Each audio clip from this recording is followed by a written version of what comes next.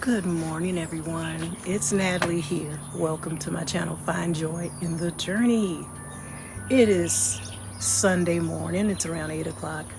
I'm up pretty early for a Sunday. Normally, I sleep in a little bit and I start a little later in the day. But today I had to get up early. I was doing mom duties this morning. Now it's back to the Joy Garden. Yesterday in the Joy Garden, we had a storm that came through. I did a video on it. We had a storm that came through on Friday, I believe. And when I got up that morning, I saw that the corn stalks had been blown over.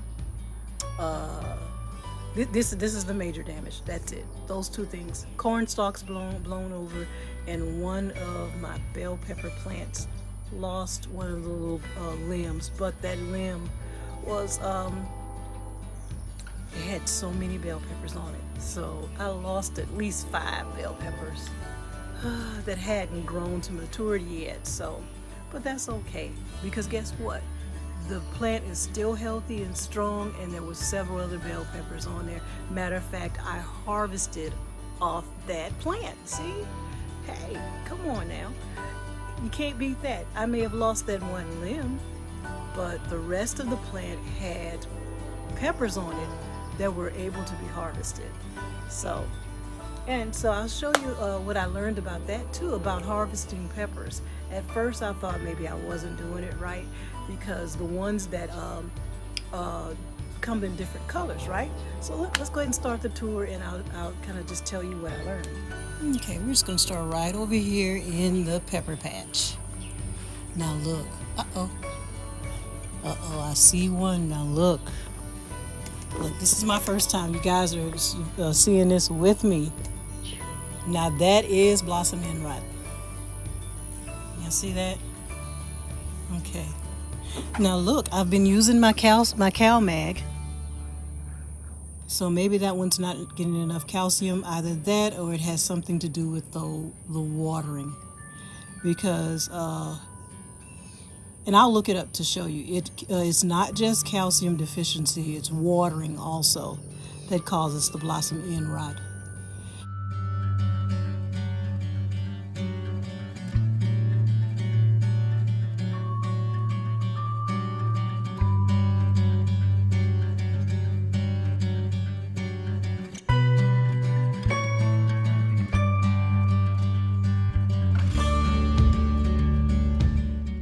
That is that particular plant that I just showed you, that has that bell pepper on it with the blossom end rot.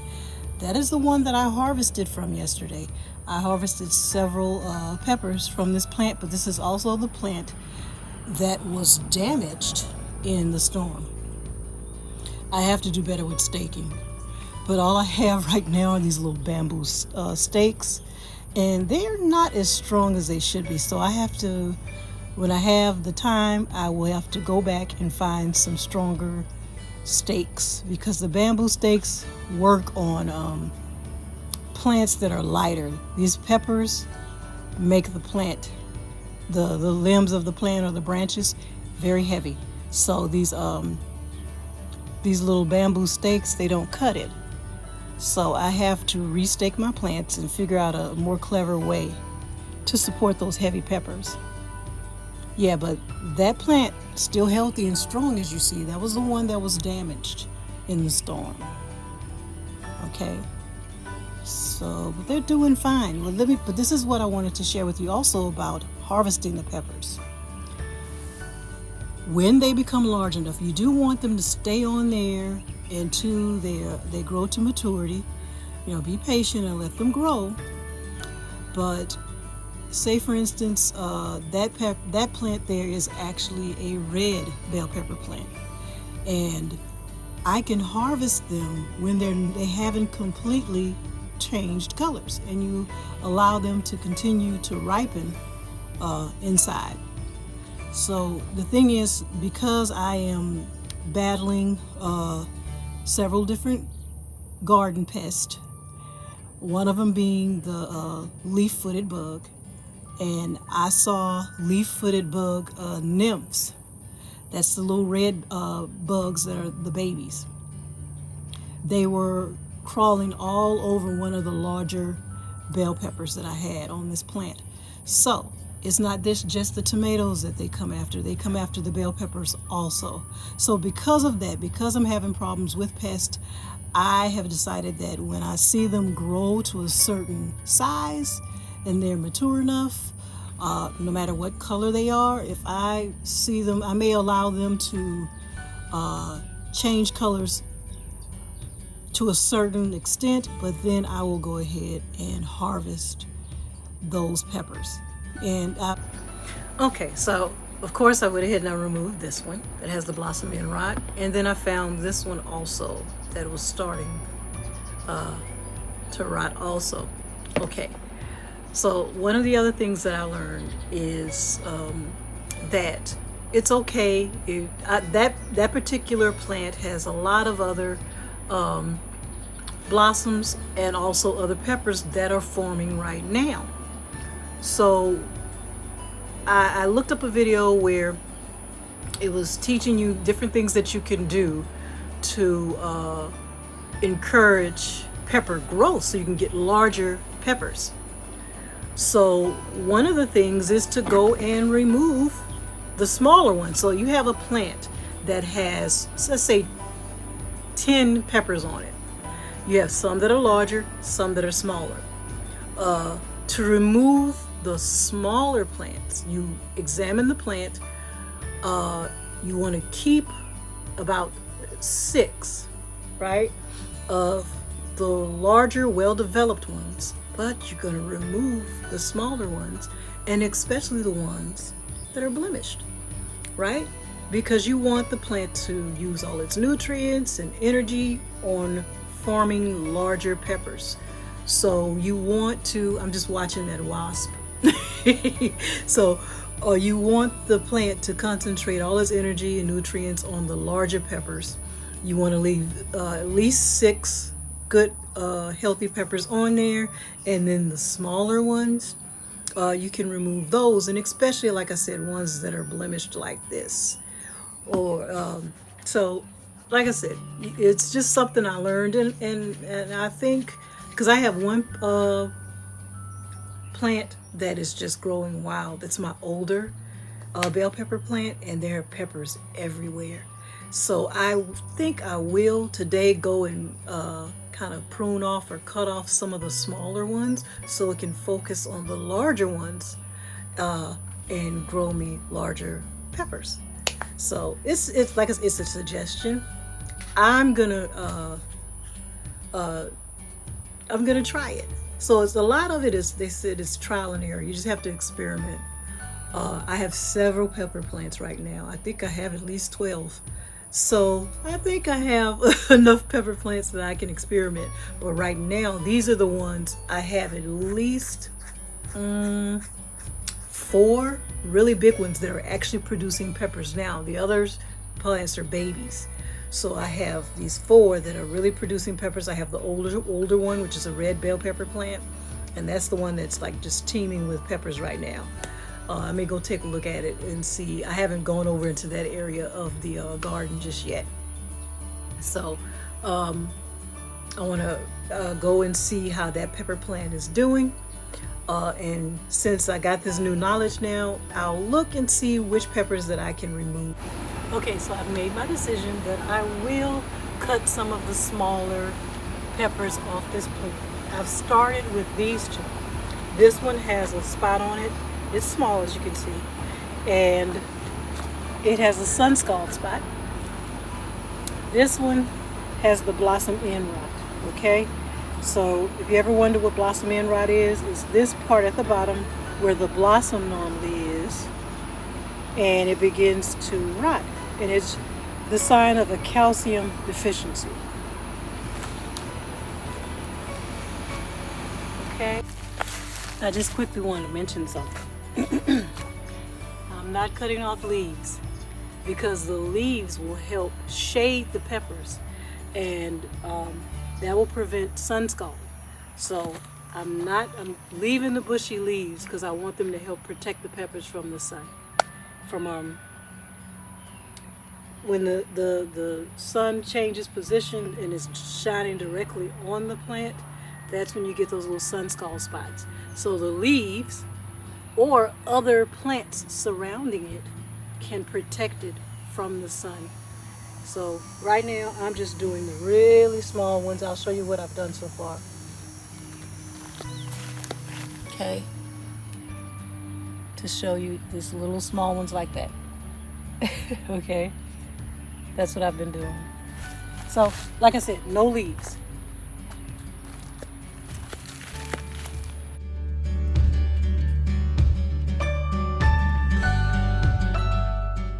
Okay everyone, here we are at the greenhouse. You try not to do too much shaky cam footage. Down there on that bottom level here, those are the sweet potato slips that I have growing out of. I harvested sweet potatoes about 2 weeks ago, and these are the smaller ones, what I call the little runts. So I decided to use those to develop slips with. So I put them in soil, and I've been taking the little slips off and soaking them in water. You can see here, until they begin to grow roots. And so yesterday I was able to put some in soil. Okay, so that's what I was doing late into the evening. Okay, I'm gonna try to do this without having to take everything out. Those are the Rutger tomatoes. They were in little bitty seedling cups. Matter of fact, they're not even seedling cups. I actually went the cheap route, and I used the little cups that you use in your bathroom. Those little tiny cups. I'll give you an example. This is what I'm talking about. This. Oh, I dropped it. Oh, sorry. Okay, see these little tiny cups here? These are the little cups that you use in the bathroom, right? For your mouthwash and things like that. I've been using those for seedlings, to start seeds, and then I will up pot when the time comes. I will up pot to those right there. Those are actually plant things that you put plants in. Okay, so with the tomatoes, I don't know, I just decided to, instead of going to that level, I decided to go bigger. So I used a larger one. I save my little containers. When I buy seedlings, I save the containers and reuse them. Matter of fact, that's what I use down there. I see that one that says Burpee. That's just a container that I got from the store, and I reuse them. I keep them and I reuse them. So all of those are trays that I got from the garden center. And once I took the seedlings out, I keep them, clean them, and reuse them. So they came in handy. And look, that tray actually came from the store too, and they let me have the tray. So there we go. So those are my little seedlings. Then I have more seedlings that were store-bought, or transplants that were store-bought. But the others is those are ones that I started from seed myself. Okay. Quick look at my broccoli. The Destiny broccoli is still doing great. Some of the Green Magic, I see this container is struggling, especially that one little plant over there. He's struggling, but that's okay. There's others, and I'm going to go around to the other side quickly. This is the Destiny. It seems to be growing well. It's heat tolerant, and it's proving itself to be just that, heat tolerant. Over here on this side, this is where we have the Green Magic. These 5 plants are doing well. Okay, so, and this supposedly was heat tolerant too, I believe. It just has a longer maturity date. The Destiny is a shorter maturity date. I want to say 40 to 45 days. And the Green Magic is longer than that. But this tote here These plants are kind of struggling. They're kind of stressed out. Okay, let's move over very quickly. The sweet potatoes. Marguerite over on this side, and this one is Makati. And this one is actually the foliage, the leaves are edible. Look at that. Isn't that pretty? 2 little small plants. And look what I have. Isn't that amazing? So yeah, but I actually supposed to be harvesting those leaves and cooking them. Okay. Well, those are the sweet potatoes, and they're growing strong. I'm very, very happy about that. Again, over here, the rosemary. This is my herb area. Rosemary, parsley, and basil, oregano. That's that same, I know you get tired of hearing about it, that same sweet, super sweet Genovese basil. Okay, that's Italian oregano, and that is curled parsley. And then you have your rosemary. Everything's growing fine. It's probably time to maybe harvest a little more oregano and parsley. Cucumber plant is doing beautiful. I'm so pleased with that. It's doing really nice. I'm trying to get in a position where you can see. But that cucumber plant is looking good. I'll tell you what I did do. I did fertilize everything. I fed everything yesterday because I have to water so often because of the heat. I feel like the nutrients, especially with the containers, they get washed out. And so I felt like it just needed a little boost of nutrients. So far, so good, guys, with the tomatoes.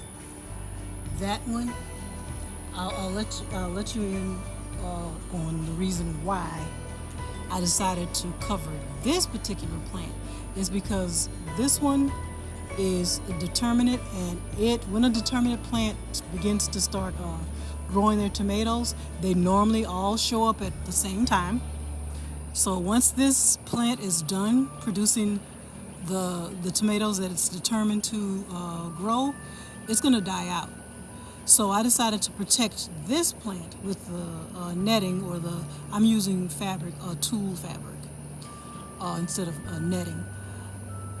I decided to cover this one because those tomatoes, if I'm going to protect them from the little stink bugs and the leaf-footed bugs, that was the one that was producing its tomatoes, so I decided to cover that one and protect that one.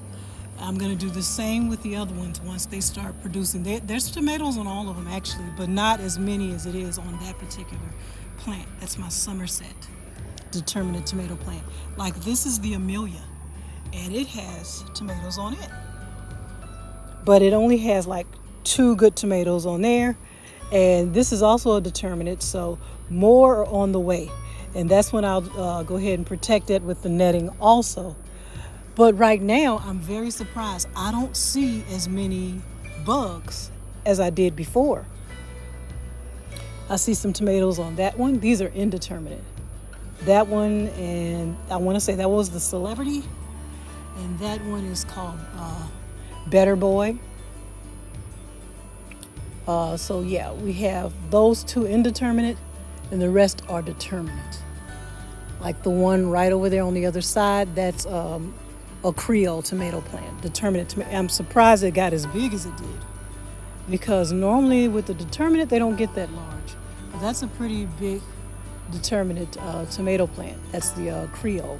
See here where I had to stake my corn stalks. They were blown over in the storm, and there's footage of that. You can see that on one of my other videos. But I came out and I used the bamboo sticks. The bamboo sticks work fine on the corn because the stalks are light. They're not as heavy as the bell pepper limbs.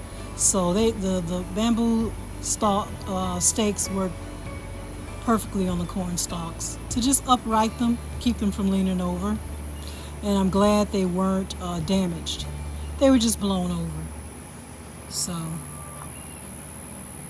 hopefully we won't have too many storms. That one just blew through, and but everything fared well. Right here, these are my red kidney beans, and as you can see, the ones that I planted right in the middle, they're starting to come up. In that area right there, I haven't put anything in there yet, but I will real soon. I just have to decide what I want to put in that spot.